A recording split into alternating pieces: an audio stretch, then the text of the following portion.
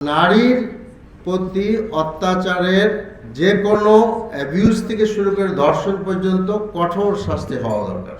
একটা শাস্তি দেওয়ার পরে এই অপকর্মের সাথে জড়িত যারা তারা যেন বুঝতে পারে যে এরকম অপরাধ করলে আমাকে এরকম শাস্তি পাইতে হবে। এটা হলো ধর্ষণের শাস্তি। ইসলাম যদি প্রমাণিত হয় নির্ঘাত মৃত্যুদণ্ড। এবং আপনার রসুলের সময় এরকমও ঘটনা ঘটছে, এক মহিলা জেনা করার পর নিজেই রসুলের কাছে আসছেন যে ইয়া রাসূলুল্লাহ আমাকে পবিত্র করেন। তিনি বলছেন না, তুমি এরকম হয় নাই, এরকম হয় নাই, এরকম হয় নাই, এরকম হয় নাই। তিনি বলছেন তিনি আর বাচ্চা নিয়ে আসছেন। আপনি ঠিক আছে, তুমি যাও, এই বাচ্চা বড় হোক। তারপর তিনি আবার তার বাচ্চাকে নিয়ে সাথে আসছেন, রুটি নিয়ে আসছেন। তারপরেও তিনি এই শেষ পর্যন্ত শাস্তিকে তিনি গ্রহণ করেছেন। এই জন্য আমি যেটা মনে করি ওই বিতর্কে আমি যাচ্ছি না। জীবন অবাক না করলে কে করবে? 28% মিল্ক ফ্যাটের অবাক করার সাথে ফ্রেশ মিল্ক পাউডার। জীবন অবাক করুক প্রতিদিন।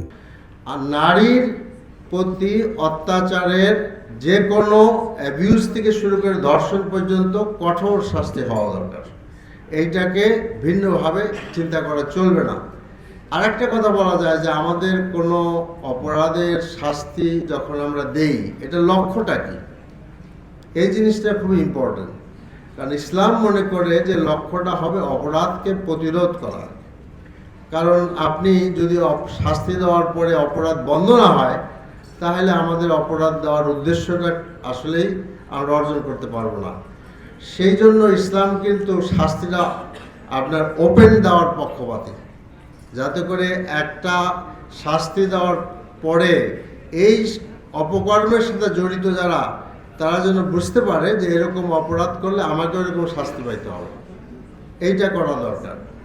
এরপরে আমার মনে হয় যে আপনি বোধহয় বলেছিলেন